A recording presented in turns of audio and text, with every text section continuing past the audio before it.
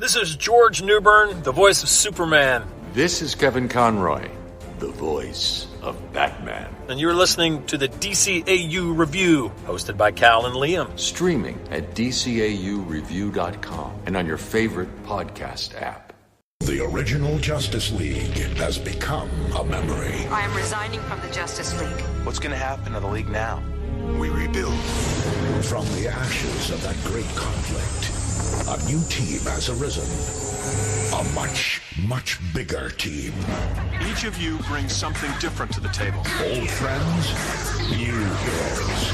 And as usual, plenty of bad guys jumping up to get beat down. Calm down, and I'll let you go. How about you kiss my ass? Watch out, evildoers. There's nowhere to run. Because this year, they're all around you. The League is unlimited. An all-new original series, starring every superhero worth cheering for. And then some. Justice League Unlimited. Where am I exactly? Among friends. There's strength in numbers. Welcome, everybody, to episode 252 of the DCAU Review.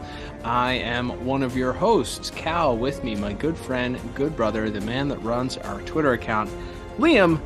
Liam, we are continuing here in our month of Justice League / Justice League Unlimited reviews. We had a fun one last week that we covered, but this week we're working on a little bit of synergy, corporate synergy. If you're listening to the original air date of this episode, this weekend a pretty important DC Comics film dropped into movie theaters, and we figured we'd take advantage of some of those hashtags and the general interest in that lead character with a review of his only appearance in the Justice League Unlimited episode we're tackling today. That's right. No, we're not talking about that Scooby-Doo Crypto movie, that Crypto the Superdog movie that leaked online last week. But no, we're talking about Shazam, or as he was and still sort of sometimes is known, Captain Marvel, not that one.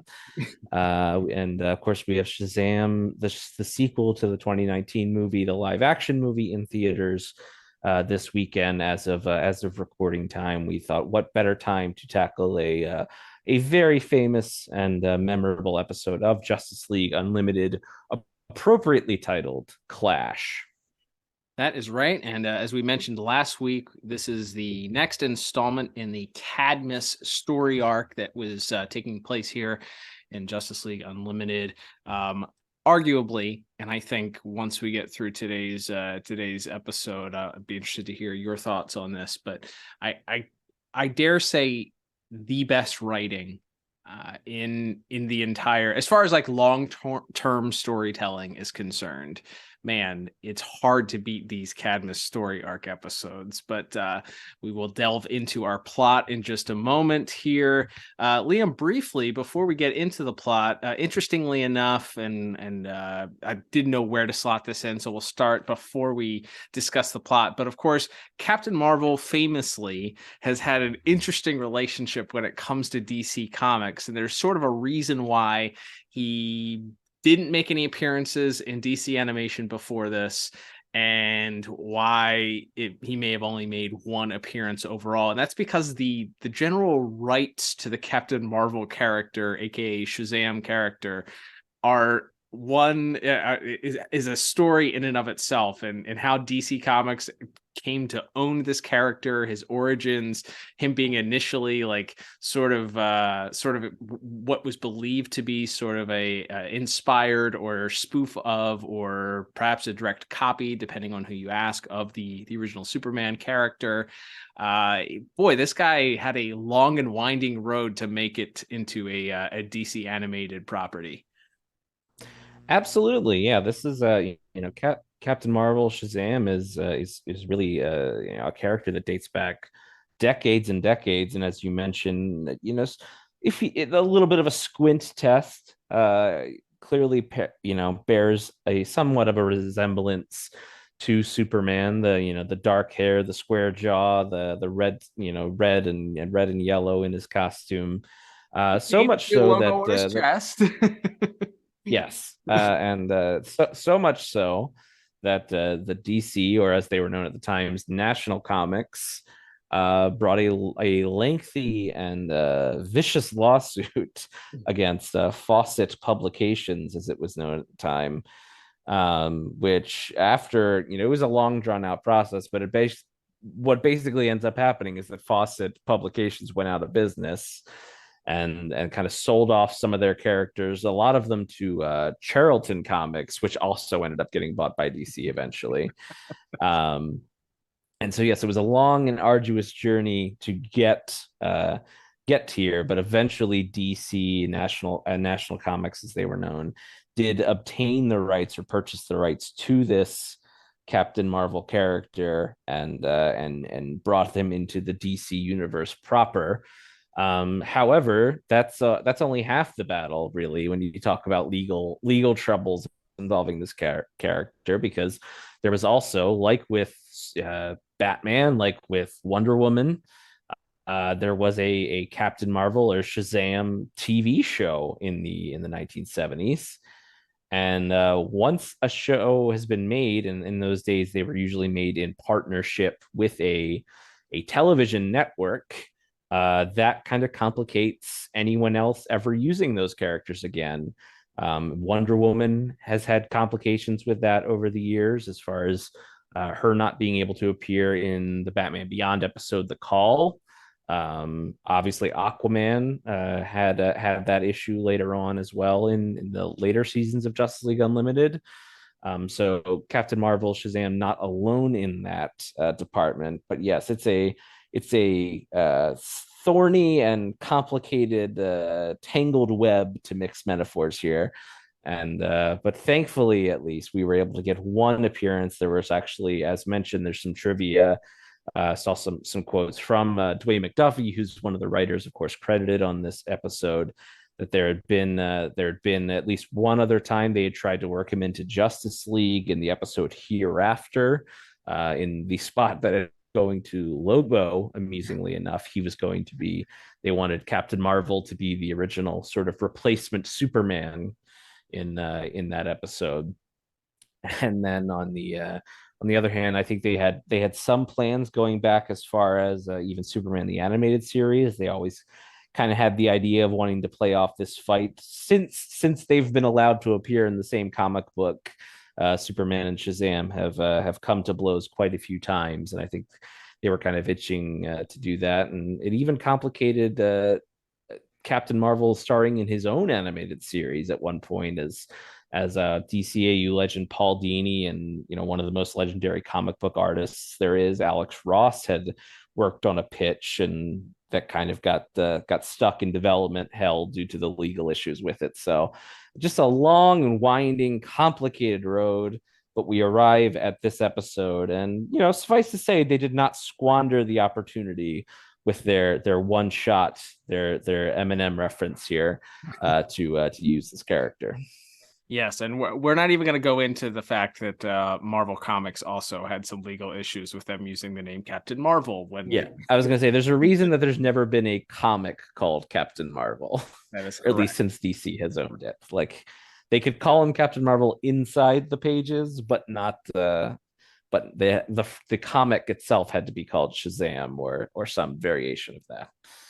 Absolutely insane. Very well worth the research if you're interested. There's lots of information out there on Fawcett Publishing and the DC or National Publishing at the time lawsuit. Very fascinating stuff if you're a bit of a nerd like us and enjoy kind of looking at some of comic book history there. But Liam, for today, we might as well move forward with our 4 categories for today as we break down this week's episode and give it a final score. Before we do, we of course are going to get the official IMDb synopsis brought to you by the Pod Tower. Head over to youtube.com/the Pod Tower to check out every single review that we've done to date, all 251 prior episodes plus 43 bonus episodes at youtube.com/the Pod Tower. Not only do you get our entire catalog, but some great content from other DCAU content creators.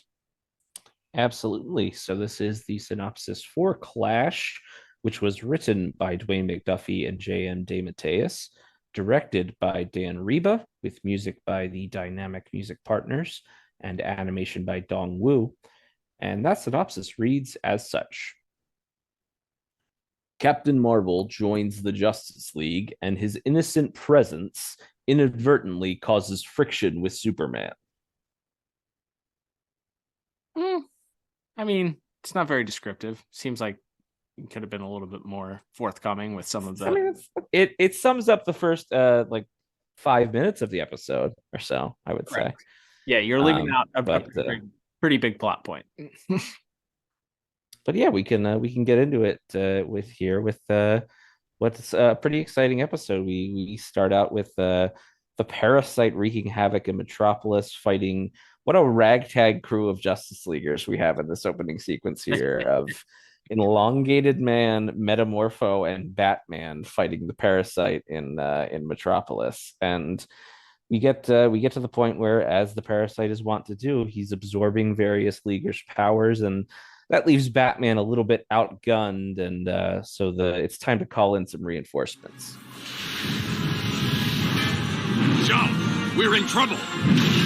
Are you asking for help? Yes. You never ask for help. Just get us some reinforcements.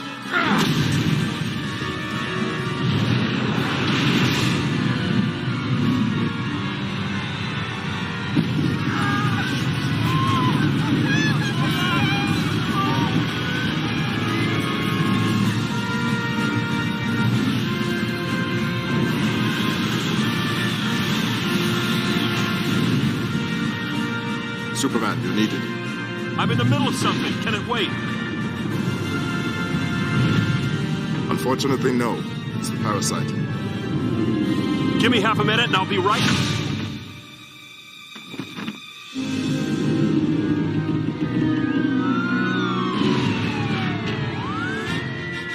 I love it. Batman's growing up a little bit, you know. This is even Martian Manhunter has to acknowledge. He's like, after Batman asks for help, he's like, you never ask for help. Like, what's happening here? I think it is just character development with Batman, recognizing, hey, I have these other people that at my disposal. We're fighting this guy in Metropolis. Why don't we call in for backup? You know, why am I trying to do this when I have a superpowered alien at my disposal? And what else could you ask for? Yeah, absolutely. So from there, we of course have Jean radioing Superman, who is doing just one of those classic Superman things, which is of course saving a plane that's lost its wing and is hurtling towards the ground. As he's sort of problem solving with his powers, he gets the call and tells Jean he'll be right there once he sets the plane down. But we see a red blur fly past the screen and kind of almost shock Superman. So and by the time Superman arrives on the scene, well, everything's been taken care of and literally wrapped into a nice little bow. As the new hero on the scene, Captain Marvel, has defeated the Parasite off screen, and we learn that he was sort of recruited by the League while Superman was off planet, so they've never met, and Superman's apparently never even heard of him before. And it's clear there's a little bit of friction kind of right off the bat, as it's clear that not only the League but also the Metropolis press is quite taken with Captain Marvel, who's giving an interview to Lois Lane among other reporters, and in talking about how happy he is to join the Justice League. Has a little bit of a snafu, one might call it.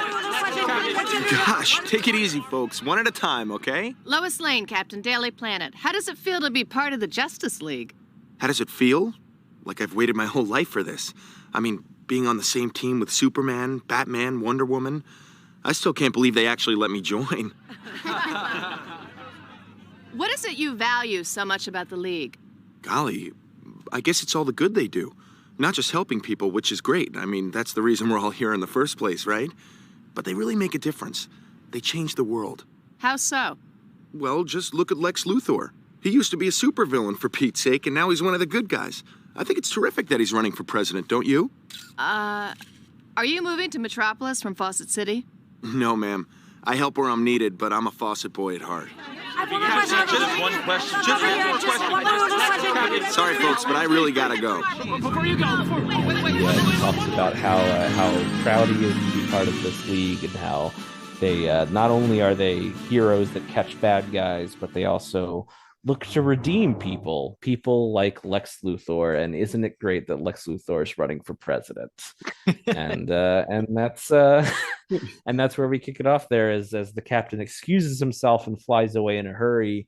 And we get our reveal, if you're new to the concept of this character, which is that, of course, when he says the magic word, he transforms from this superhero into a regular old kid, and kids have to go to school. So he's rushing to class and gets a little bit of a lecture from his teacher about how he needs to take a little bit more responsibility for himself, as we get some ironic consequences for the kid who just saved Metropolis.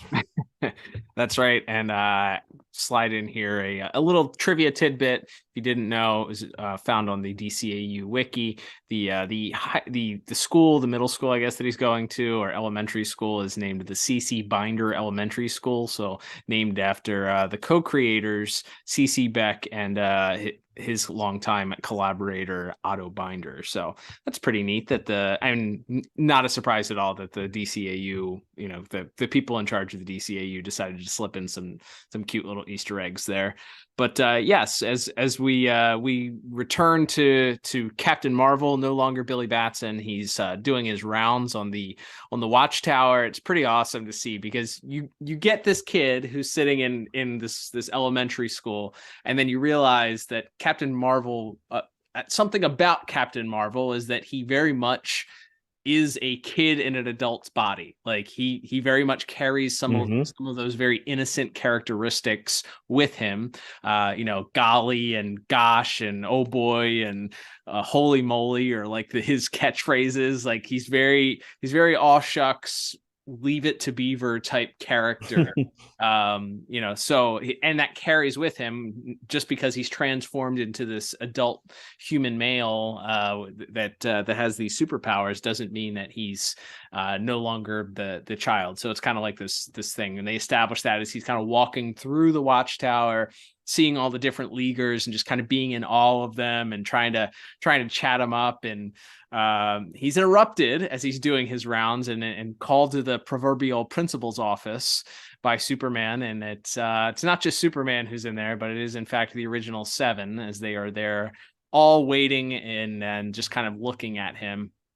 And Superman begins to sort of read him the riot act, and it's very clear that he's disappointed in this comment that he's made about Lex Luthor running for president. Captain Marvel, very much caught off guard, is sort of not aware, I guess, or not understanding the sort of the background that he and Superman have together. But even beyond that, he kind of likes the idea that the people can be redeemed, and he says it without a bit of irony, as Hawkgirl is sitting right there. Shaira is at the table, and I don't think he meant that as an insult or said it on purpose, but it is something that plays into our upcoming scene that features Lex Luthor. But it's very clear that he's getting a verbal tongue lashing here from the original 7, and advise him to no longer speak to the media. They certainly don't do so without speaking to Superman first. And he's sort of left with his tail, but walks away with his tail between his legs, having received this really, really severe, brutal verbal beatdown. When you joined this team, you became something more than just a hero. I know that, sir, but you became a symbol that represents all of us. Yes, sir. We don't play favorites, we don't sell deodorant on television, and we don't get involved in politics. Yes, sir. And we certainly don't endorse supervillains for the presidency. Now, wait a minute. I never said that I was endorsing Luthor, just that I think it's great that someone like him can change into a good guy. Life just isn't that simple. Well, maybe it is sometimes. Maybe people can change.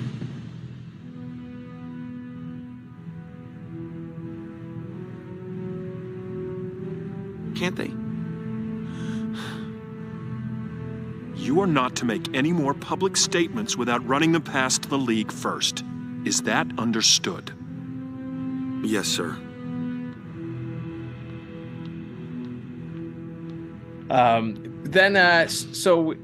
Afterwards, after he's given this lecture about this, Superman is seen sitting on a couch watching the aforementioned Lex Luthor on the Phil O'Bannon show. Again, a conglomeration of different talking heads from the Fox News network. And he's interviewing one Lex Luthor who is there. At first, we believe he's going to talk a little bit about his presidential campaign, but Lex plays that off. He's not there to talk about his presidential campaign. No, he's there to discuss his brand new construction project for low-income families in Metropolis called Lexor City, which in and of itself is a Easter egg as well. But Lexor City, he's promising that he's these modern, clean, fun houses for these low-income families for safe and in a safe and friendly community. And it's interesting because at this point, the host O'Bannon brings up the fact that, hey, people aren't likely to believe you based on some of the actions that you've done in the past. And Luthor says that he doesn't quite hold that against them and sees that, but points to the Justice League as an example. The fact that they welcomed back Hawkgirl, who led this invasion of Earth and against them, and the fact that, and he makes it very clear, the fact that they have forgiven her. He doesn't say that we have forgiven her. He says that the Justice Leaguers have decided to forgive her. That perhaps that people would be willing to show Lex that same sort of grace. So very, very subtly here, he's establishing this power dynamic and trying to put seeds of doubt out there as to just, hey, these Justice Leaguers are the ones that are deciding what's right, what's wrong, who's in, who's out, what's a forgivable sin, what isn't a forgivable sin. And it kind of sets up what we're going to see later on in the series, of course. But we have a very interesting dialogue here, and Superman is watching this all as it happens, and he's not too pleased about that. I guess he's a little bit irritated, to say the least. Let's be straight here, Lex. There are people out there right now rolling their eyes. They're saying that Lex Luthor hasn't changed, that he can't be trusted. Can't say I blame them. But people can change. Take Hawkgirl, for instance. You take her. Now, Phil. Hey, what you watching? Shh. My point is, yes, she betrayed the Justice League. Yes, as a consequence of her actions, the Thanagarians almost destroyed our planet. But, seeing as how the League has welcomed her back into the fold, they've apparently forgiven her and offered her a second chance. They've taken a lot of heat for that decision. Maybe they're being naive. Some might say dangerously so. Or maybe they just want to give her a chance to redeem herself. According to Captain Marvel, they're giving me the same benefit of the doubt. And believe me, I intend to make the most of it. Lexor City is my way of accepting their goodwill and passing it on. I hear there's a huge open house event tomorrow night with all proceeds going to charity. That's right, Phil. And I'm hoping Superman will attend. I know how much he loves charities. Yeah, it's this episode is all about how exceptionally good Lex Luthor is at pushing Superman's buttons, which is and it results in ridiculous fashion, as we'll get to. But he's very good at it, and he's also, as mentioned, is very much throwing a very real point that you could point to and say that Superman, and by extension the Justice League, are hypocritical to allow Shaira back into the group and promote her as a hero and make her one of the, she's in the big, she's got a seat at the big conference table when her actions almost destroyed the entire planet, which is, would have resulted in more deaths than anything Lex Luthor ever did. So I think the best, and we've talked about this before, I think the best villain arguments are generally ones where there's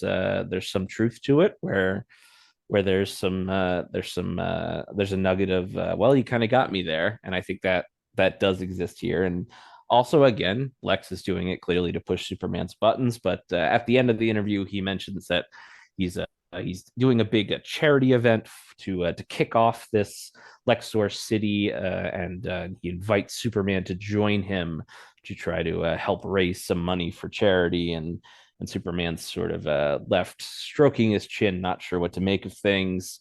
From there, we cut to a pretty fun little scene, because this could have just been Batman and Superman having a conversation in the Watchtower, in the Batmobile, wherever it could have been. But they instead choose to have them fighting this very random group of Silver Age supervillains called the Cadre, or the Cadre. I'm not sure if you pronounce the E or not, but that they're fighting these very wacky guys, and sort of having this conversation at the same time, where even Batman is sort of wondering if Superman's being too hard on Captain Marvel, if he's being too aggressive in his stance here. And before they can really have that conversation on a deeper level, they get a call from Emil Hamilton's evil twin brother, who instructs them that there's been a break-in at Star Labs. So Superman and Batman race there, and at the time they figure out that nothing too much was stolen, except for, of course, a whole lot of kryptonite, and apparently the lock that housed the vault that housed this amount of kryptonite. The lock had been picked using nanotechnology, your favorite, Cal, a nanotechnology, and specifically LexCorp nanotechnology. So Superman, of course, feels that Lex is up to no good and is trying to set him up at this charity event. But Batman doesn't really want him to jump to conclusions, and tells him to sort of calm down, go to the charity event, raise some money, and you can keep an eye on Lex while Batman and the Atom and whoever else get to look back at this and try to investigate a little bit further. So we head to our final act here as Superman and Lex are cutting the ribbon, and Lex is giving this just incredibly over the top speech about how this is the proudest day of his life. And we'll talk about, I wasn't sure whether to put this in visuals or voice acting, but there's something so funny about Lex in this episode that I'll talk about in a little bit. But yes, as Lex is sort of giving this wonderful speech and talking about how proud he is, Mercy enters the scene for the first time in quite a while, chronologically, and mentions something to Lex, which of course Superman is able to overhear, and that is that the device has been set up and the countdown is on. And Lex mentioned something about needing an escape route planned. Just think of it, ladies and gentlemen. 30,000 people who'll never again have to worry about a roof over their heads, about a safe, clean environment for their children. 30,000 people. I'm sorry, but this is truly the greatest day of my life.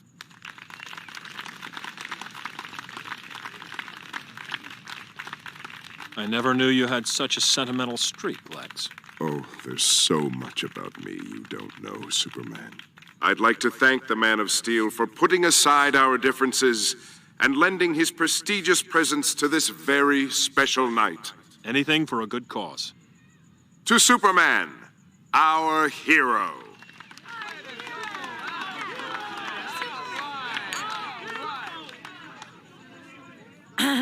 Excuse me, Lex. I'll be back in just a moment. Don't eat too much. If you have just a moment, I'd love to ask you one question. The device is in place. T-minus 6 minutes. Excellent. Make sure my escape route is secure. At which point Superman looks around with his X-ray vision and finds some sort of device with a countdown clock. And of course, he confronts Lex and accuses him of planting some sort of bomb or some other sort of weapon down below in the bowels of the city, in the sort of this maintenance shaft down below below where they're standing on this playground. And Lex is quick to try to justify it and claim that it's not, in fact, a weapon or a bomb, but is in fact a fusion reactor that's going to supply limitless clean energy for the people of Lexor City using a fusion engine. But of course, that fusion is created through kryptonite, which so he's telling him that it's a kryptonite powered energy source. And so Superman, the reason he shielded it in lead is because, of course, he's trying to protect Superman from the radiation. Superman's not buying it, but Captain Marvel, who had sort of snuck in with the rest of the kids who had been on hand for the charity event, as is Billy Batson disguise, transforms back into Captain Marvel and confronts Superman, tries to get him to calm down, suggests that they call in Steel or the Atom to save to look over the device. But Superman is so convinced, and he knows there's a ticking clock, and he just won't hear it. And so what else can you do? But as Ken Watanabe famously says in that GIF all the time, it's time to let them fight. And boy, howdy, do they have one hell of a fight. It is vicious and violent. I wrote down a Snyder-worthy scene of destruction. I couldn't believe how much like I never read anything that said Man of Steel took from this episode, but even to the point where Superman gets knocked into the bank vault, there's a shot in Man of Steel that's that. Mm-hmm. Yeah, there's a lot. There's going. It's just all of Luxor City is completely destroyed. It is bow to bow, throwing people through windows getting smashed, whole buildings getting torn down and collapsing. As you mentioned, the bank vault getting thrown into the bank vault. The bank vault is used as a battering ram and a hammer. It is vicious, close fists between two superpowered individuals, Earth's mightiest mortal, as Shazam, Captain Marvel is known, and the last son of Krypton. Boy, they go at it for 12 rounds here, and it is vicious. Eventually, Superman does begin to overpower him after smashing him over and over again multiple times with the bank vault in hand. He's able to kind of get away long enough to burrow into the sand and beneath the playground that they have to make his way towards this device that continues to count down.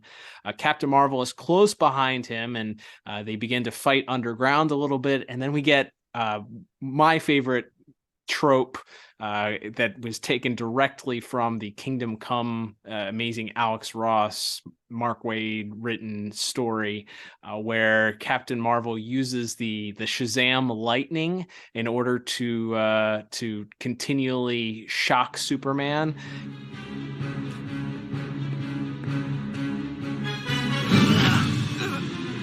Shazam! Shazam!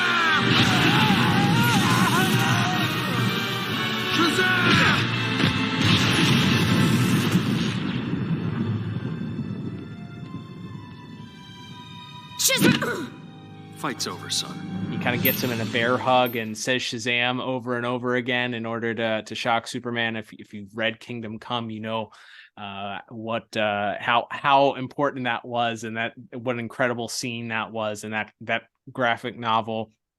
But Superman is able to eventually reverse the bear hug, and the lightning strikes Shazam, turning him back into Billy Batson, and Superman is able to muffle Billy before he's able to say Shazam again to turn back into Shazam. And he then gags him with a handkerchief and is able to rush to the reactor and uses his heat vision to melt it down. And we get a sort of a postscript of that as the Atom has finally been called in to do his research to find out if Lex was telling the truth. And believe it or not, Lex was indeed telling the truth, he finds out, as we see him sort of dissecting it. And he gives the unfortunate news to Superman, who is then sort of left there very red-faced and embarrassed, and quickly recognizes that the destruction around him was not needed, and offers the Justice League's finances, quote unquote, as he looks over his shoulder at Batman to pay for and rebuild Luxor City. But we have a very dejected and sad Lex Luthor who's standing there holding a decapitated head of the child's statue that was sort of the centerpiece of the Luxor City. It was a statue of Lex and a child standing there. In the melee, the statue was decapitated. So Lex is there holding the decapitated head and walks away saying, "No," he insists, this one's on him," as he walks away with the child. Walking away with the severed head of the child as all of the press looks on. Even Lois looks a little bit sympathetic to Lex's plight in this moment. It's incredible. The man knows about optics. He sure does. That word wasn't infected in our political lexicon in when this was produced, but Lex's optics, just chef's kiss. Couldn't do any better. Well, it seems to be exactly what Luthor said it was. I'm sorry. I didn't... If anyone should apologize, Superman, it's me. I shouldn't have tried to make the free power a surprise. Given the circumstances, I should have known better. Of course, the Justice League will pay for the damage. Oh, no, I won't allow it. This one's on me.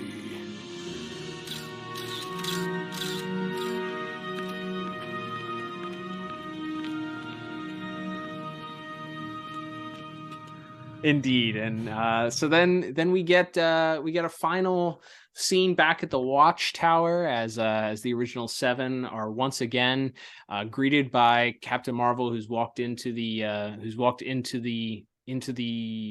Do we have a room name for the room with the round table on it? Is there There's not an think so. Right? Yeah. Okay. All right. They walk into the room with the table, the executive room, and the conference room. The conference room, and they are once again the original Seven are all seated there as Captain Marvel is greeted by Superman, who begins to sort of apologize, but Captain Marvel cuts him off and makes it very clear that he's really not interested in hearing what anybody has to say.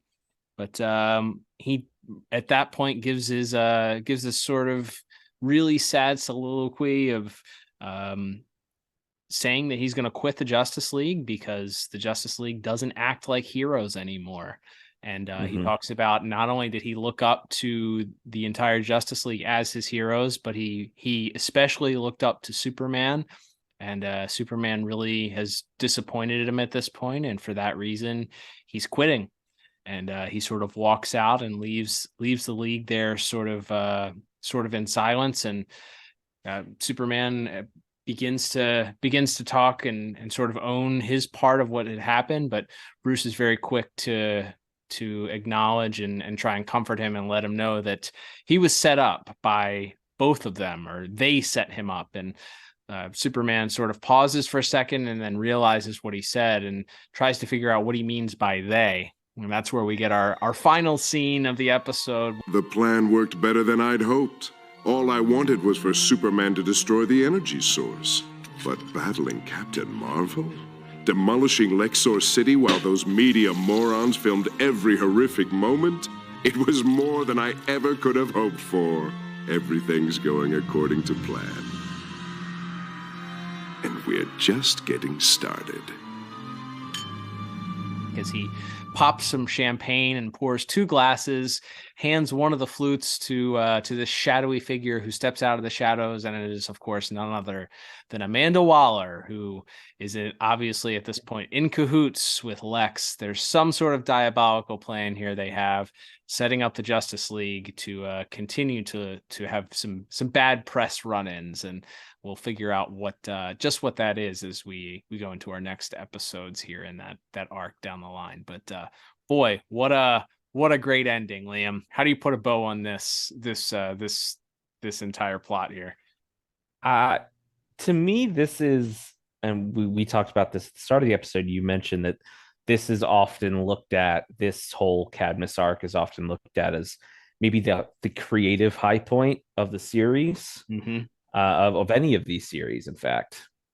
And this episode, I think, is beginning to tell you why that is. Like the little snippets we've gotten in like the Doomsday Sanction or the Task Force X episodes, those episodes are fun, and there's a lot of cool characters, and you get a little bit of the inner workings and who's involved, and then you know, kind of what they're after and what the plan is. But this one, it really begins to take hold, I think, what they were trying to say with all of this. And we've talked about this before. This episode, this series aired during you know, the years of the Bush White House, when American foreign policy overreach was very much a topic on those talking head shows that were parodied in this very episode. Still is to this day, of course, but you know, other domestic problems have maybe taken the shine off of that. But the idea of the cowboys, you know, the good guys, quote unquote, going in and wrecking shop because we got to stop the bad guys and we know best, and not listening to anyone else who's saying, hey, maybe we should take a moment here and try to figure out what's going on.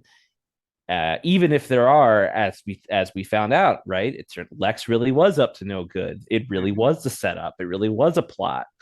However, that doesn't change the fact that Superman, through his actions, demolished an entire city and you know, beat up another superhero in his quest. And so to me, this is an episode that really begins to shape up what this whole arc is about. It's not just, oh, there's an evil conspiracy to make Superman mad. That's part of it.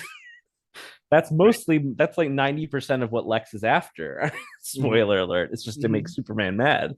But at the end of the day, it's also sort of a larger meditation on those with the most power and how they act, and how important it is that they don't just act suddenly and without thought, and don't run in guns blazing.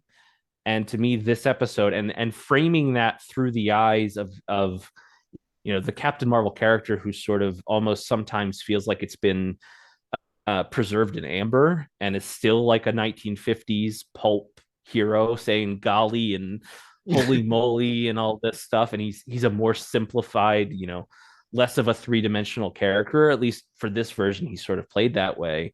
And the fact that he is a literal child, so getting to see the child sort of experience the way he thought of his heroes, of the good guys, and then see that they're fallible and that they don't always make the right decision, and that they are, you know, capable of getting swept up in their anger and mistrust and frustration, just like anyone else. Like I just think this episode's brilliant, like, to me. And to wrap it all up in a fun little package of superhero action, this is one of those episodes that works if you watch this when you're 8 years old. It works if you watch it when you're 16 years old. It works if you watch it when you're 30 years old, as I can now attest. Like there's so many layers to this, and to have the finger pointed in their face and say, you don't act like heroes anymore. And it's also, I think, maybe sort of also a larger meta commentary on superheroes as a genre, and how they've had to get darker and grittier over time to appeal to an audience that isn't just children anymore, and how sometimes maybe that goes too far, and we make them too dark and gritty and too much a reflection of our real world, and we lose some of the hopefulness that, you know, that draws us to these characters in the first place. Like there's so much tied into this. Like it's an onion. Like there's so many layers to this that I think they all come together in just like perfect harmony for this episode. Yeah, there's, as you're saying this, I'm thinking of like 4 different directions. The one that you mentioned that actually ties into your idea of like this working no matter what age you are.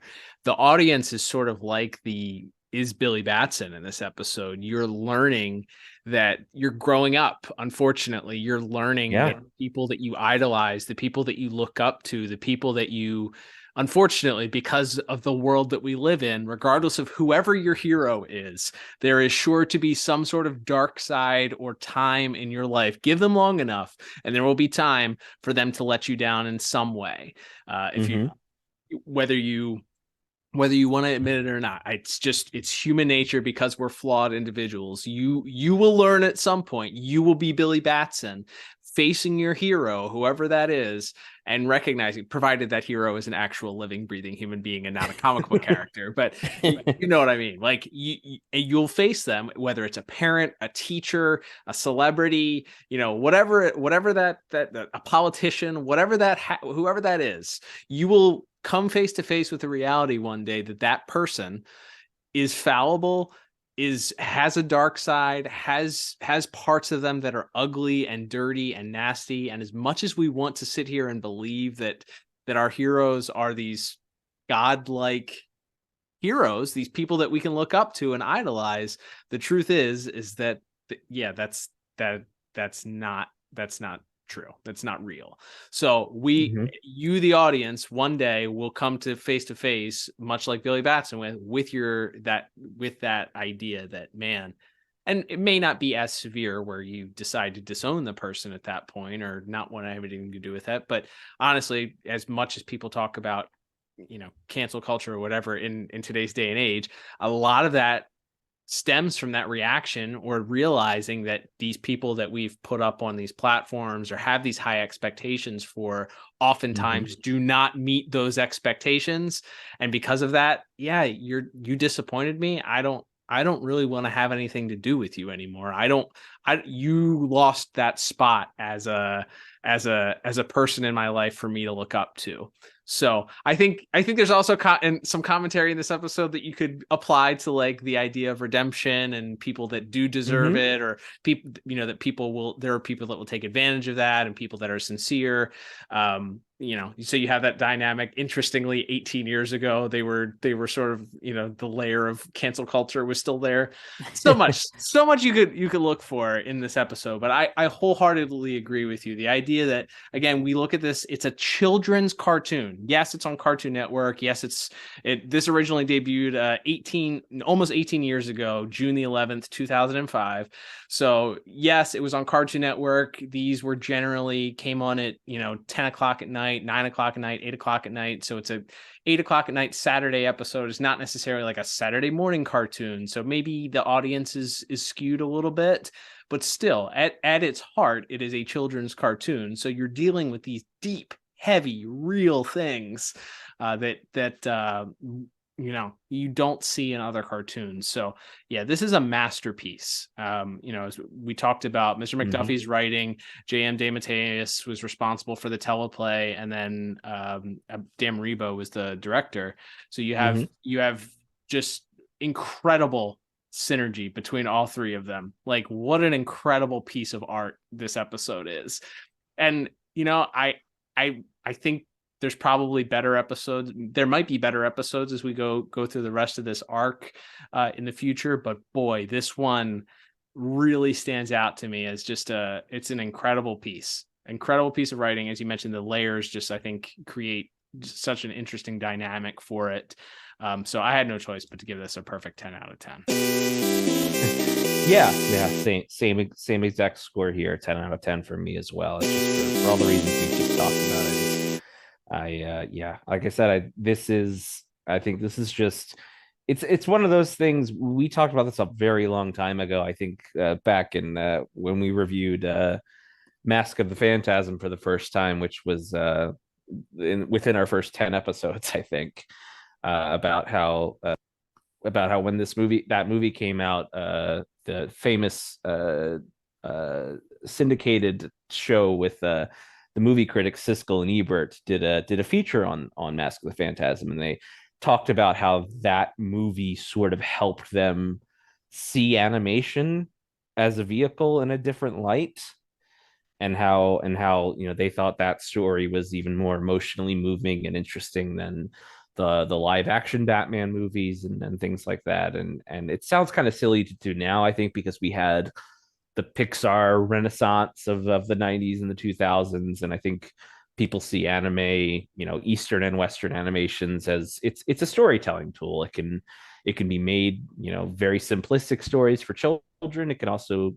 tell very deep and meaningful stories. And I think it's just fascinating, like we said, to see a story that works on a level where, yes, you can watch this from the Billy Batson perspective. You can watch this from Superman's perspective, and who's just like, in the end, we know, even before we get that reveal at the end, that Lex and Cadmus are teaming up to discredit the Justice League and hurt Superman's reputation. Before we even know that, we know Superman's a good guy. We have so many episodes of his own series and then Justice League. We know he's not intentionally bullying people or making the wrong decision. So we can see the way his buttons are being pressed in this episode so specifically, and in the way that at the same time maybe Captain Marvel's naivete is also being taken advantage of by Lex at the same time.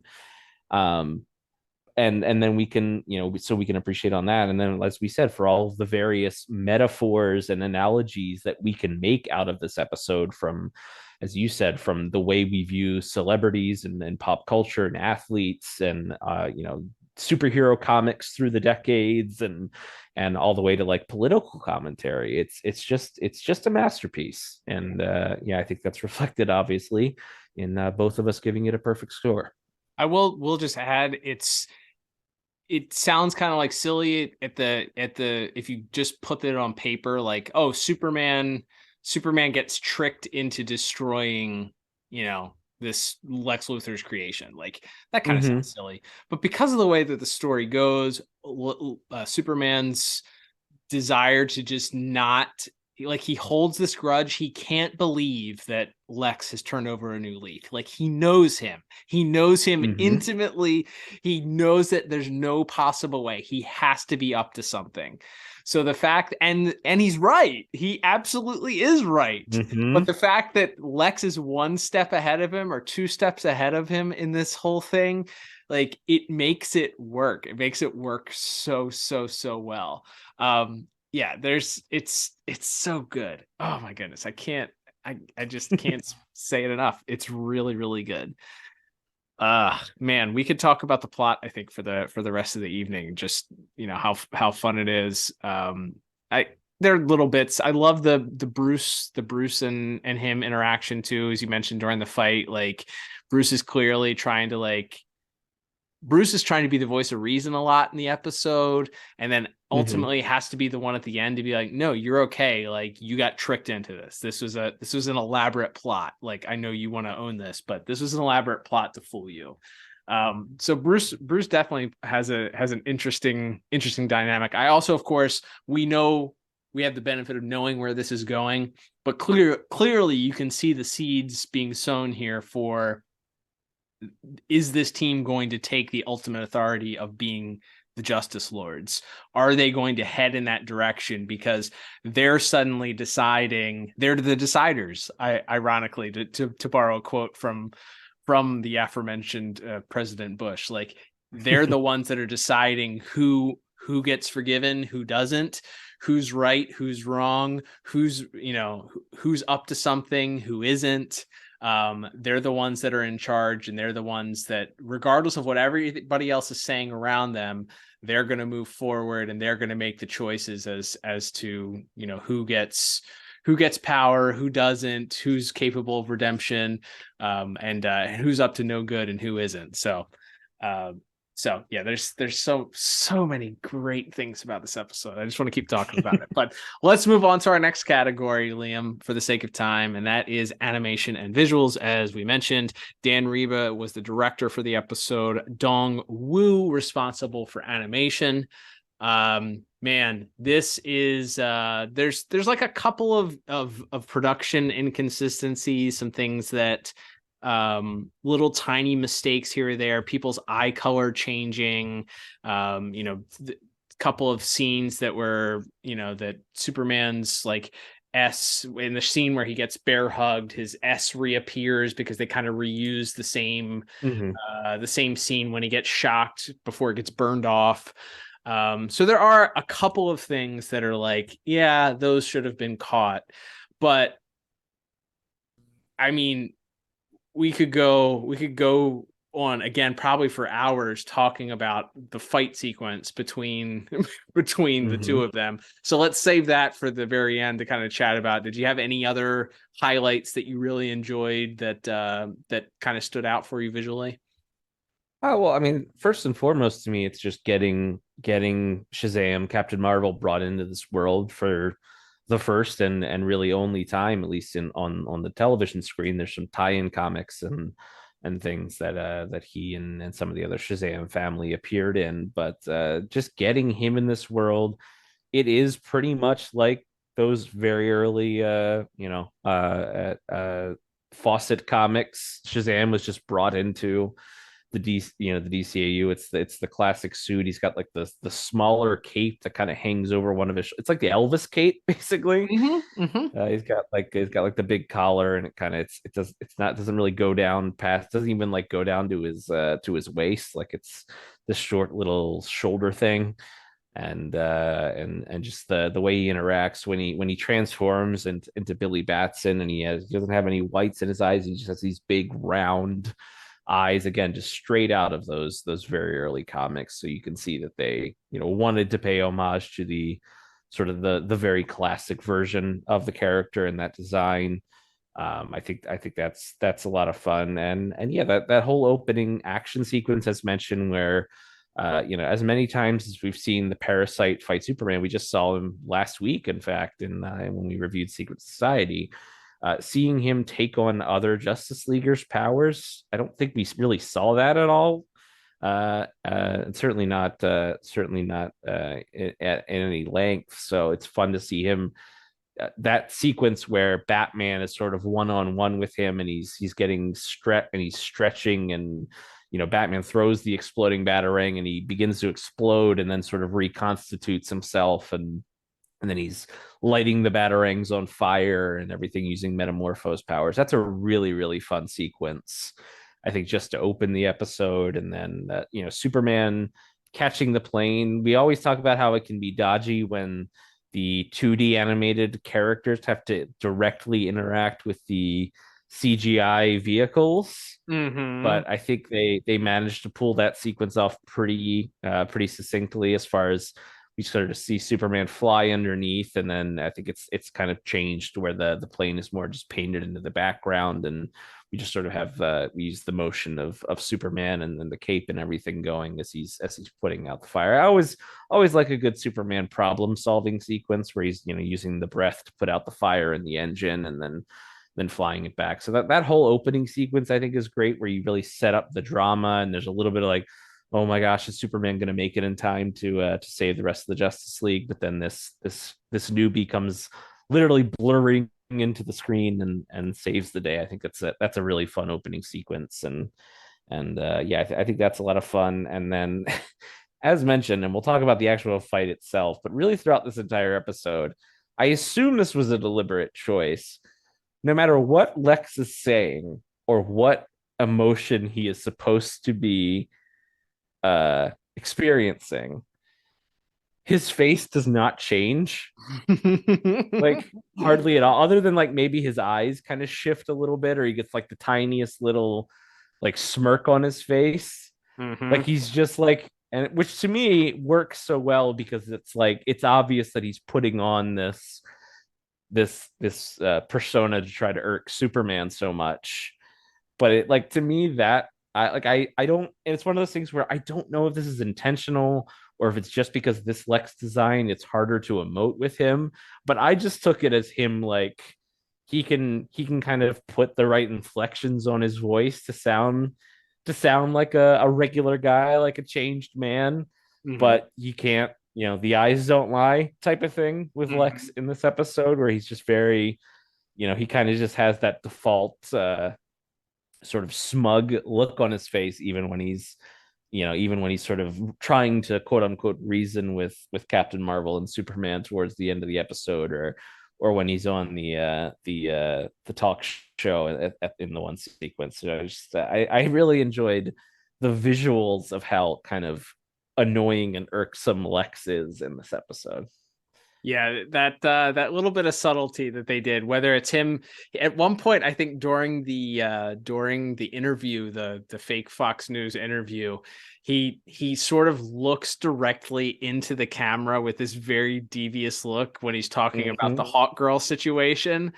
And then I think at the end, as we talked about, as he's walking away, he does feign like a very sad, dejected look when he's walking away with the statue head in his hands. But it's very clearly like a very over the top animated sad face. Like he's putting like they let you know that he's putting it on. It's the same thing when he talks about how he has to push the microphone aside as he's giving this speech to say that it's the most emotional day of his life or whatever, or his biggest accomplishment in his career. Very funny. Equally, I think Superman's very stoic, stone-faced reactions during that scene are really good. But I think the scene, as we mentioned, with Batman and Superman talking, where they're taking on the conglomerate of Black Mask, Crowbar, Fastball, Shatterfist. What was the name of that group? The Cadre. The Cadre, yeah. Yeah, they're interesting looking. Like they definitely these are little Easter eggs that they dropped in there for fun. It could have been anybody. But the fact that Bruce and Batman are having a deep conversation while leisurely taking care of these villains was one of the funnier moments. Batman gets to use his electrified knuckle busting, like brass knuckles, Electro Knucks. So gotta love that. That was a pretty neat visual. I do love the callback. I thought that the Superman saving the plane was an excellent callback to Last Son of Krypton. We get that shot in the first episode that we ever see Superman in. He saves that plane, so I love that sort of callback to that, and doesn't do it the same way twice. I'm usually the biggest critic. Longtime listeners will know of the CGI, the use of CGI when it comes to planes and automobiles and the like. And I think there's still something a little wonky off with like the frame rate a little bit, especially when he's kind of putting the airplane down. It just doesn't interact well with the digital animation that you're seeing, the traditional animation. But as far as masking it into the scene, especially when it's not a scene that takes place at night, it's a daytime scene, so you can't really hide it with shadows and the like. They did a decent job with that. I too concur with you. I love that they pretty faithfully adapted the Captain Marvel look into the DCAU, while still also maintaining its traditional Bruce Timm looking barrel chested. He does have a little bit more of a rounder jaw. It's still like somewhat squared off, but he does have a little bit rounder, differentiating him between the Man of Steel. But I think we've probably, other than Shazam's transformation, I liked that too. When he's at the reveal, we finally get to see the transformation as he sneaks off behind the statue and he stands there. He kind of classically puts his arms out to receive the lightning, and then does the transformation that way. And again, ripped directly out of a comic book panel for sure. But we've delayed enough here talking about the highlights. The other highlights, I think the highlight though for me is this epic fight scene that takes place between Superman and Shazam, and there's really no delay to it. Like when they decide that they're going to go at it, it's immediate action. And I think when Superman throws him by his cape, kind of twirls him around, throws him away by his cape, and then we get the classic two heroes starting at opposite ends of the screen, and they're running towards, or in this case, flying towards each other with fists out.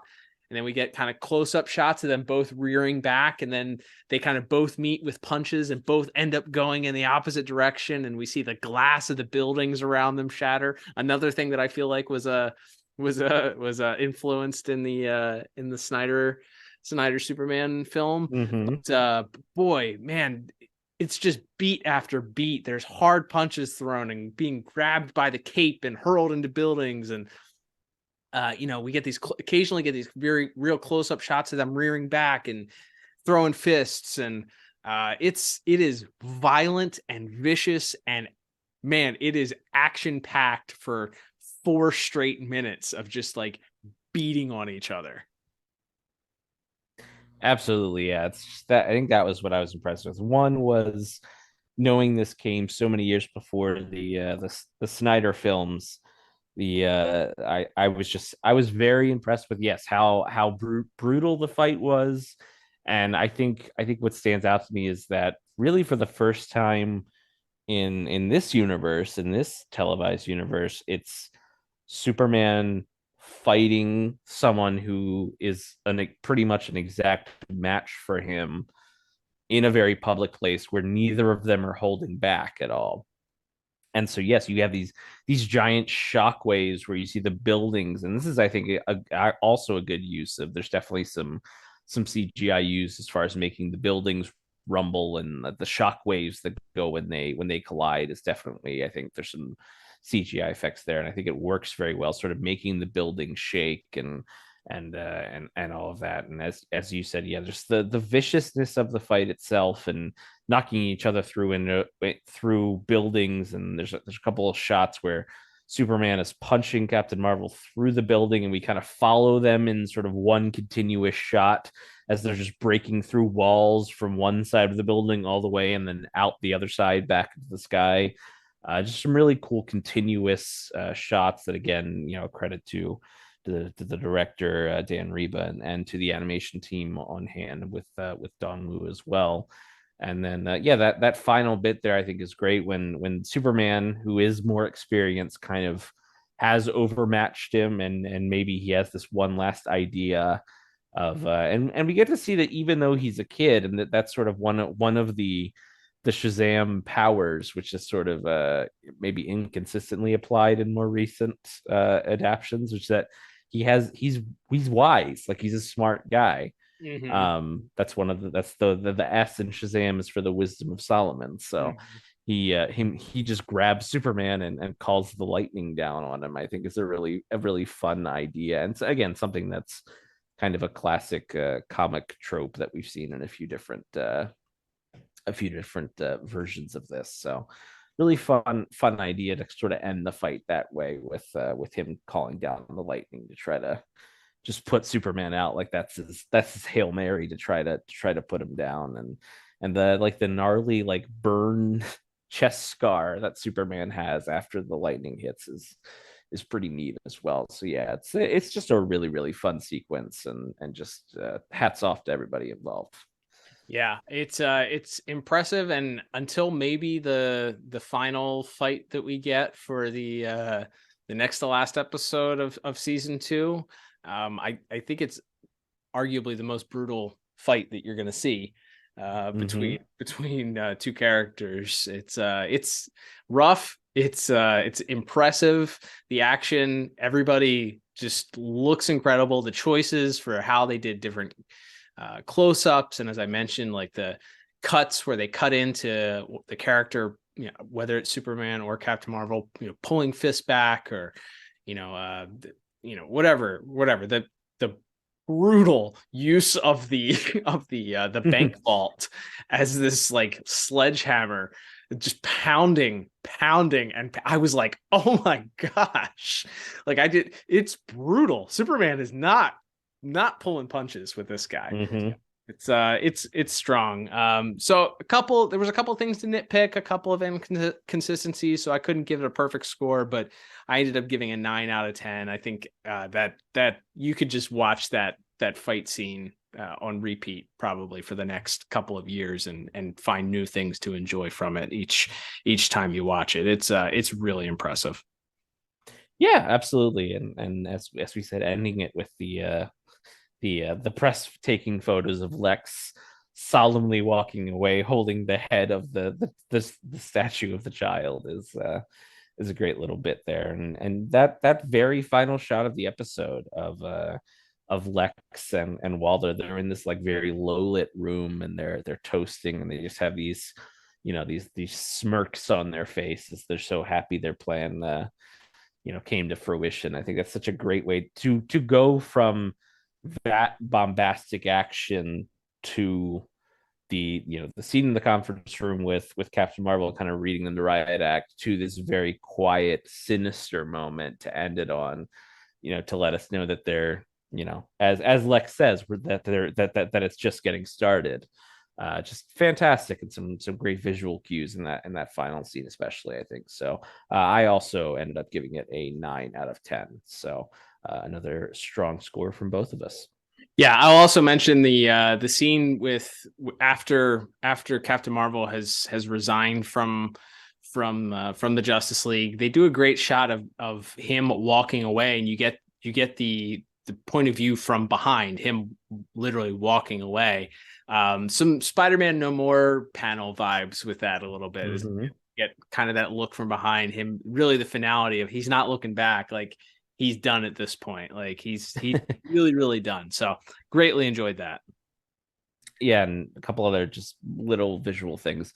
One is in the first scene when he gets called into the principal's office, as it were, and Superman's reading him the riot act about all the things they shouldn't do as as superheroes, and how they're a symbol, and we don't endorse presidential candidates. And then he goes, "We don't sell deodorant on television," and Flash hides his face because, as we saw in I think it's at Eclipsed, he himself did attempt to cash in on his good name a bit. So I thought that was a very funny little visual bit of humor there. And then my only other sort of Easter egg note is that the hospital that Captain Marvel and Superman destroy in their battle in Lexor City is named after Lena Luthor, which depending on the version, sometimes that's Lex's mom, sometimes that's his daughter.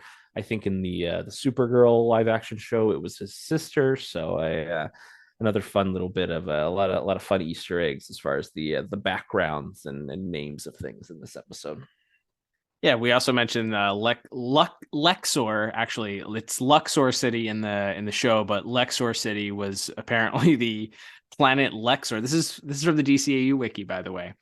It's a tribute to the planet Lexor from comic book stories of the 70s and 80s. Lex Luthor became a heroic figure to the people of a distant planet, so much that the planet was renamed in his honor.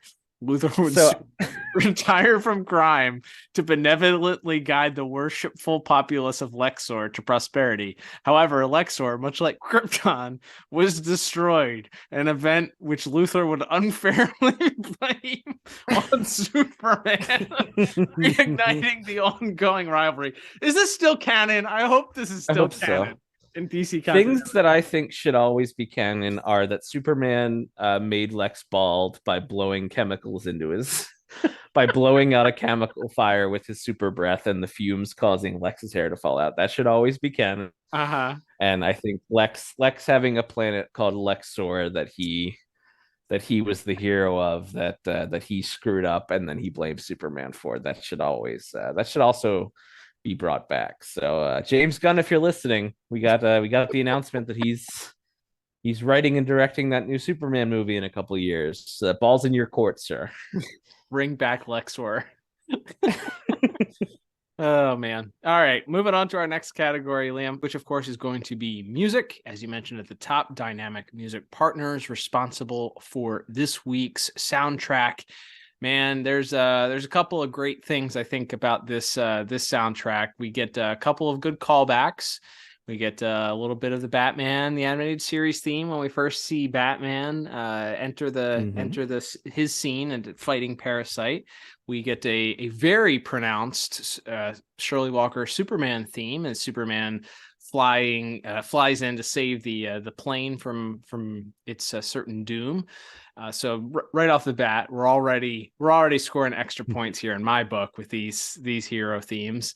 And then we do get a little bit of a Shazam theme that I noticed. It's played. It's sort of this gradual crescendo. It's played, I think, as Superman and him are about to come to blows. It also sort of plays, but more in a minor key. So they do play that theme back a couple of different times, a couple different ways, but it's most prominent in its original form when we first see him kind of wrapping up Parasite, and then as he's introduced to the press, we get it a little bit more. But I would say the strings that play during Captain Marvel's speech at the end, where he's kind of doing the reverse. He pulled the Uno reverse card and is reading the Justice League, the Riot Act at the end. The strings that accompany that speech as he talks about is them, him looking up to them being a disappointment. They're not his heroes anymore. He's quitting the league. And then that sort of finality of him walking away.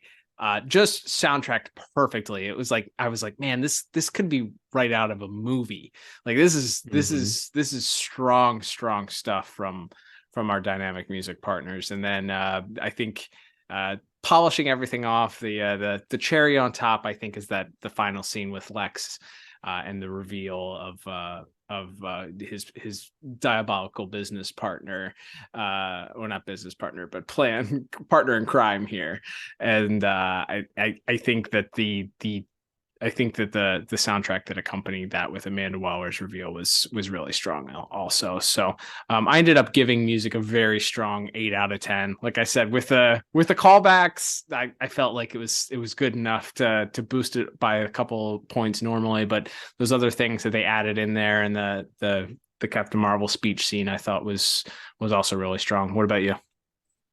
Yeah, I gave it the exact same score, 8 out of 10. I really liked the Captain Marvel theme.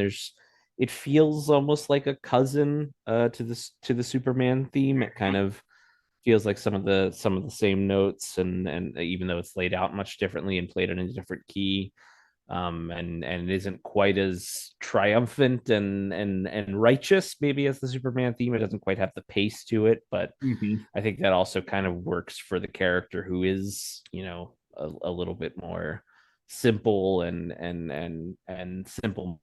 Not simple-minded, but more of a simplistic character who looks at the world a little bit more in black and white. I thought the music played into that very well, and again, like any good hero or villain theme, the way you can play it, as you said, in a certain key when it's a big heroic moment, or you're introducing the character, and then bring it back for more of an emotional beat, or for an action sequence late in the episode, as they do, is always quite impressive. So yeah, an 8 out of 10 for me as well.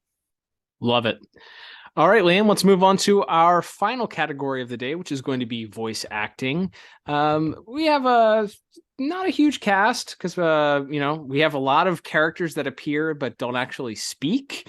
But so we don't have a gigantic cast today, but we have a couple of notable, of course, main stars, and then of course, our Captain Marvel himself is certainly worth talking about. Let's talk about today's voice cast.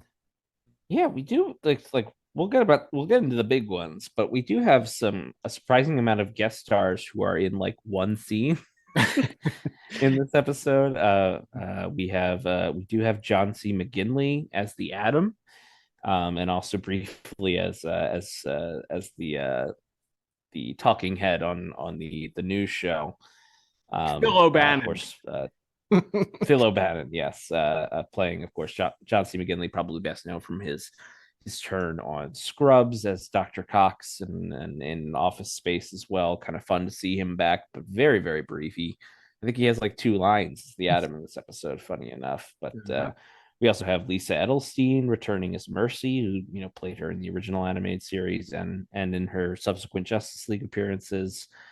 Very briefly, we have Entourage's own Jeremy Piven as the Elongated Man in that opening sequence as well, and then we have, of course, very briefly returning Dana Delaney as Lois Lane in a couple of scenes here. First, sort of talking with Captain Marvel at the start of the episode, and then I think she gets to ask a question of Lex at the big Lexor City event. So, I mention all of those. And also some funny happenstance. We talked about the similarities between Captain Marvel and Superman, and how that led to lawsuits and lots of comparisons over the years. Shane Habucha, who voices Billy Batson in this episode, also played the young Superman in Kid Stuff, another JLU episode. And if that's not funny enough, we'll get to our to one of our big guest star here in a minute there. But there's another connection. Also, briefly, we have Robert Foxworth reprising his role as evil Colonel Sanders, Professor Hamilton. You know what immune spelled backwards is? Lime. It is. I don't know why I said that, but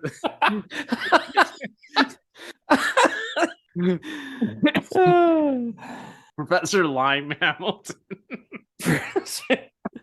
The evil twin. He's even got the goatee like the mirror guys on Star Trek do. I'm dying. Lime Hamilton.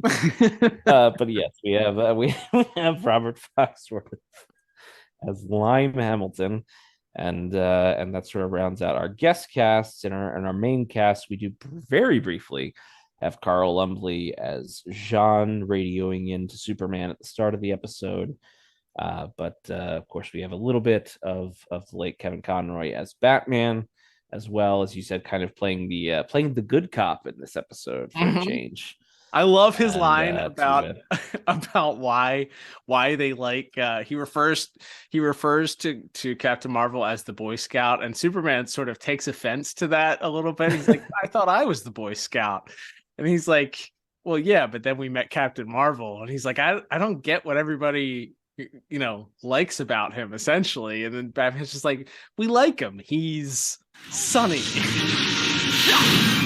You were a little hard on the Boy Scout, don't you think?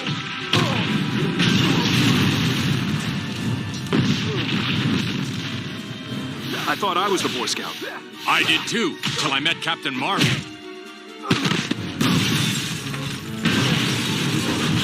What did these guys want, anyway? To take over the world? Or rob banks? I forget.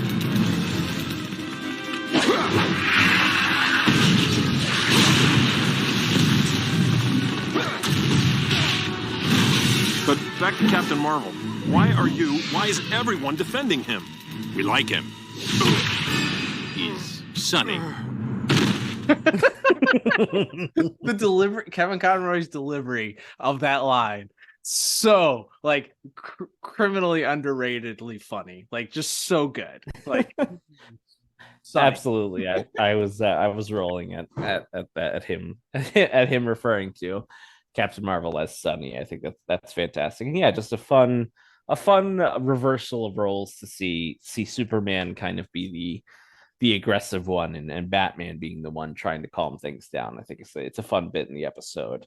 But yes, we do have Clancy Brown, as mentioned, as Lex, and again, like we said, kind of matched with this very sort of smug look that he has on his face throughout the whole episode, in the best way possible. Clancy Brown just hamming it up left and right as politician Lex Luthor, as public persona Lex in this episode, and clearly having a great time, and it shows.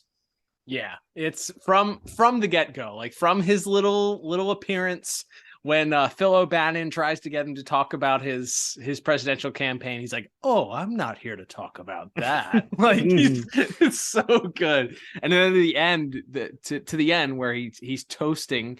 And he's talking about, he's laughing sort of maniacally that not only did Superman get embarrassed by this, but it boosted Lex's benevolent public image. And he's popping the champagne as he toasts with Amanda Waller. It's so good. Unsurprisingly, if you've heard any of our episodes before that have talked about Clancy Brown's performance, he's incredible. He's truly a gift. His Lex Luthor performance is just so dynamic. And this one, he's playing just a little bit.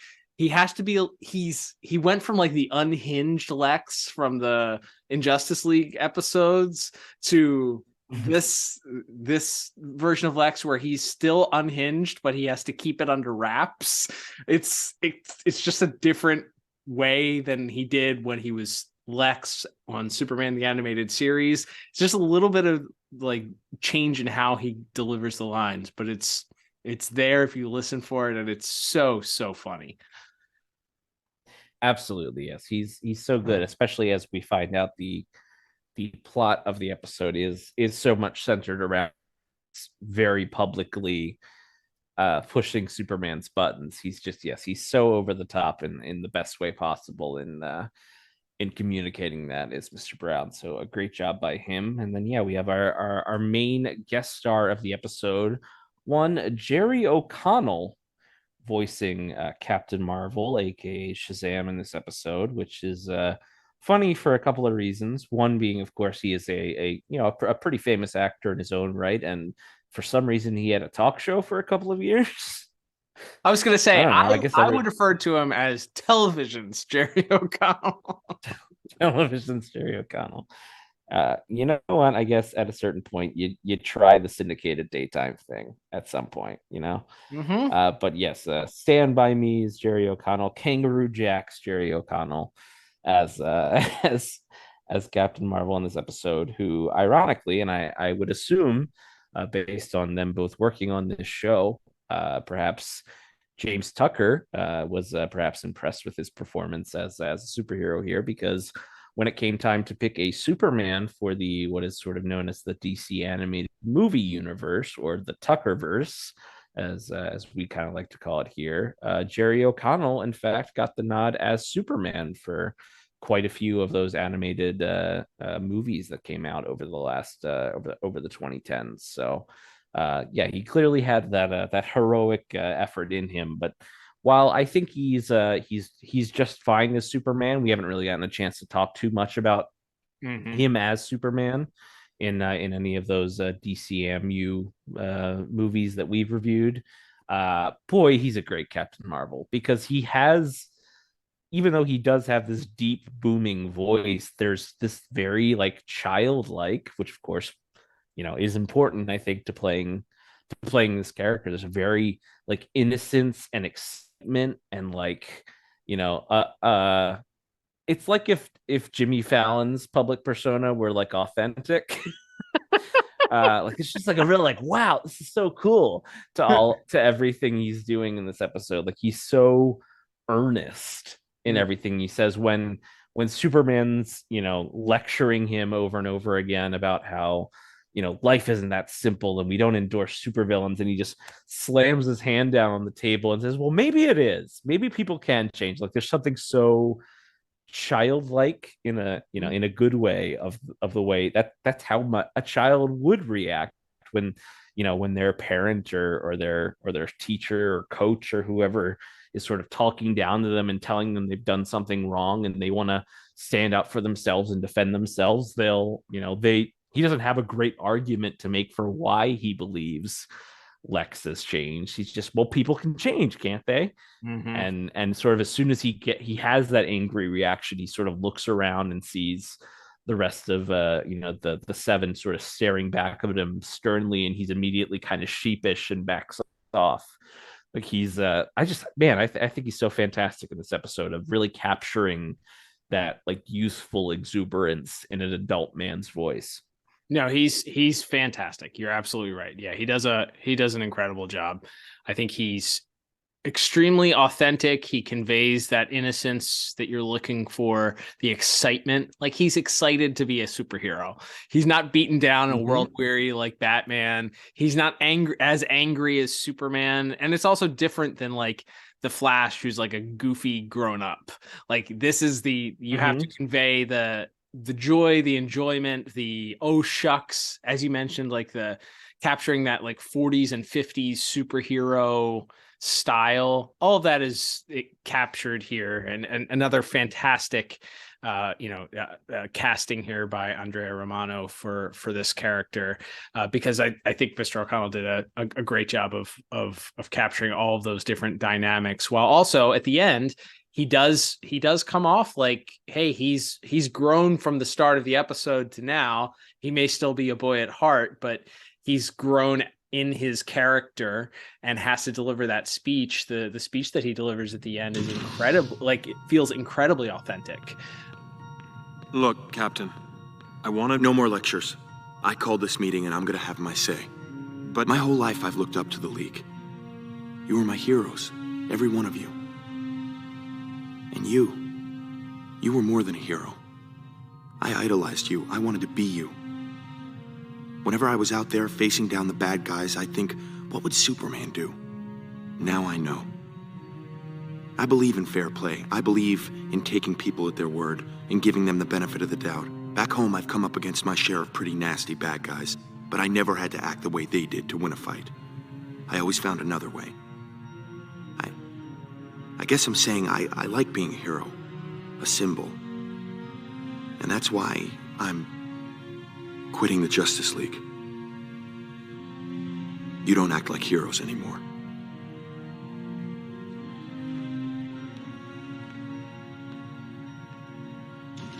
And it's authentic to the character too. It doesn't feel like he changed. Like, he changes the tone in which he's delivering the lines, but he's still doing it from that sense of like disappointment and sadness that you would get from a disappointed child. So yeah, it's a wonderful performance by Mr. O'Connell. Absolutely, and I think equally great in this episode, unsurprisingly perhaps, is George Newbern as Superman, playing off of this character. And we see it, as we said, kind of from the first moments in the episode. There's a little bit of tension where he's kind of sizing up Captain Marvel and looking at him as it's the Woody and Buzz Lightyear.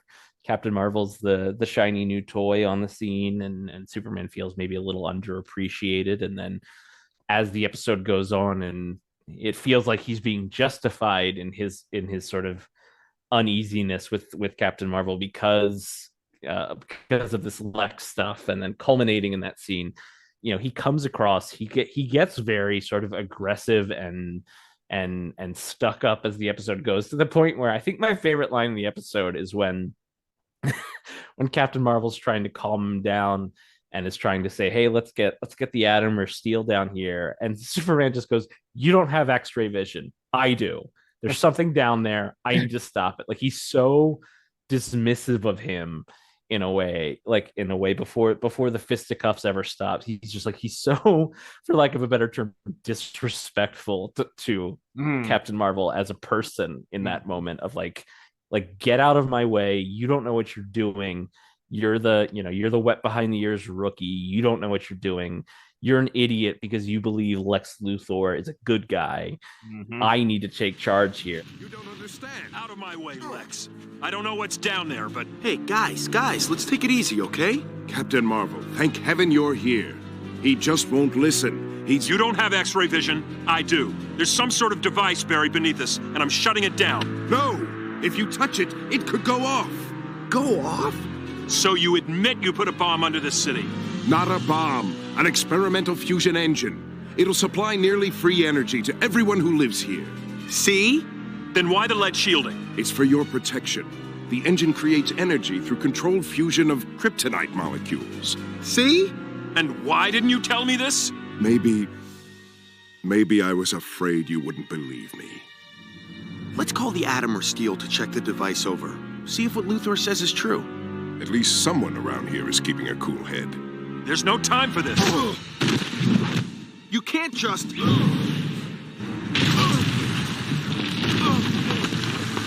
That's it. No more Mr. Nice Guy. Plays into what we talked about, this theme of the cowboy, of the good guy running in, guns blazing, not wanting to listen to anybody who wants to tell him, let's pump the brakes and think about this before we act here. He just doesn't want to hear it because it's Lex, because he has however many episodes of Superman and however many episodes of Justice League to worth of reasons not to trust that this is just a power device. He has every reason to think it's a bomb that's going to kill him if he doesn't stop it. But the way it comes out in this like anger and frustration and just this dismissive attitude he has towards Shazam in this episode, I think is just, gosh, it's great. Unsurprisingly. Yeah, it's outstanding. I concur. I don't know that there's much more that I can add. I did enjoy, again, we get a little bit of just Batman and Superman talking to each other, and I enjoyed that. I do think this idea that he's just this, he starts off with this sort of, it's a little bit of jealousy, like, hey, he's stealing my thunder, pun intended. He's stealing my spot. Like, this guy is saved the day before I could get there. He's getting the clout. He's getting the attention.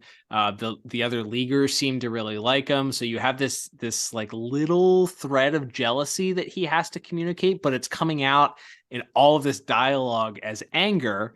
And that's typically, I mean, for George Newbern's Superman, at least early on in the show, most of his lines are delivered very calmly. Like, he's very calm and collected. He's a very even-keeled guy. Like, it's Superman. He doesn't get, there's not a lot of excitement that comes out of him. So the fact that we see this edge towards him, or to this character, and that he has to deliver it, we get to see a little bit more of the range that Mr. Newbern has, and I think he nailed it for this performance. So yeah, I thought that everybody did just outstanding. I think that there wasn't a bad performance or something to nitpick across the board. So I ended up giving voice acting a perfect 10 out of 10. Yeah, I went for the exact same score. Hard to argue with after all the praise that we just lavished on this episode. But yeah, I think the line, as we mentioned it a couple of times, but in that final speech that the captain gives before he walks out, and he just looks at them, and again, there is a bit of like childhood innocence being lost in that moment when he just looks at them and says, "You don't act like heroes anymore," and walks out. Like, that line really stuck with me in a way that I don't think it ever had on a previous viewing before. Like, how charged that is, and how it cuts to what the issue is that the Justice League is kind of overall facing, as it's already been brought up, right? As back in the Doomsday Sanction, when Batman is holed up with in a cast, and Superman and Wonder Woman are joking, and Batman says Cadmus is right to be scared of us. Like, there's something there of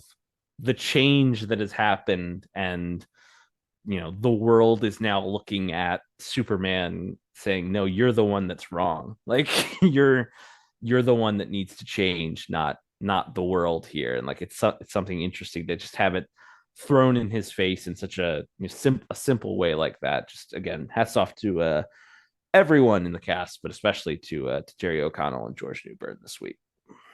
Agreed.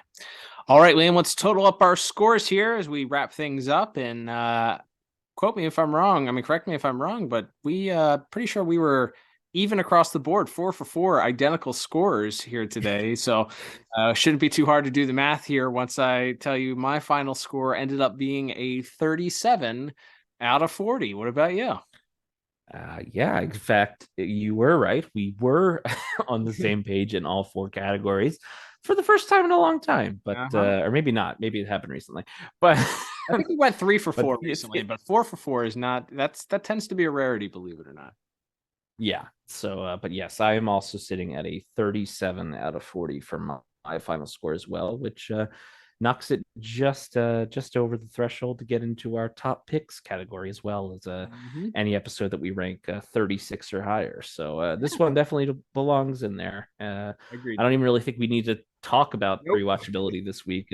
It's a big linchpin episode for this Cadmus-arc.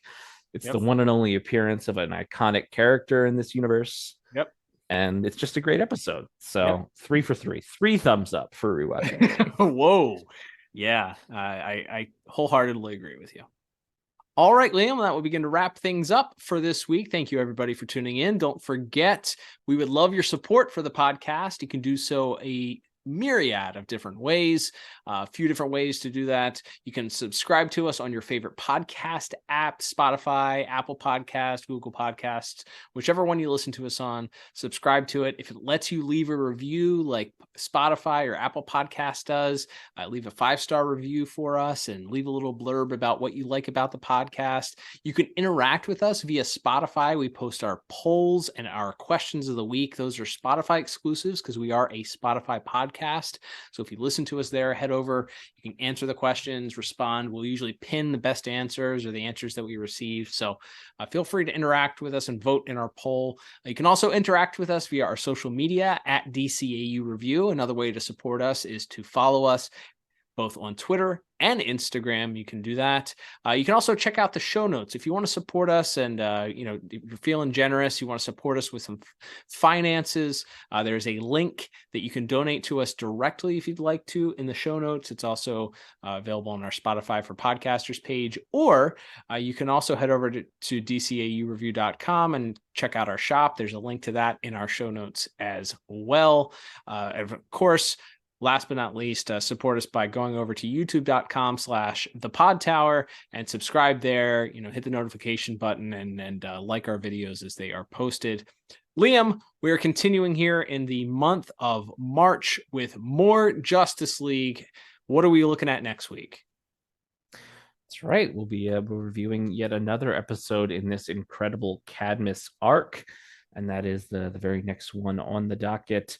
That being maybe the most famous episode of this whole arc. There's a single episode that sticks out. That being the very well remembered Question Authority. Another question-led episode. My favorite character from Justice League Unlimited. A lot of people's favorite character from Justice League Unlimited. Mm-hmm. Cannot wait to check that one out with you. A legendary episode. It's going to be a blast. But until then, I'm Cal. And I'm Liam. We'll talk to you on the next episode of the DCAU Review. Bye-bye.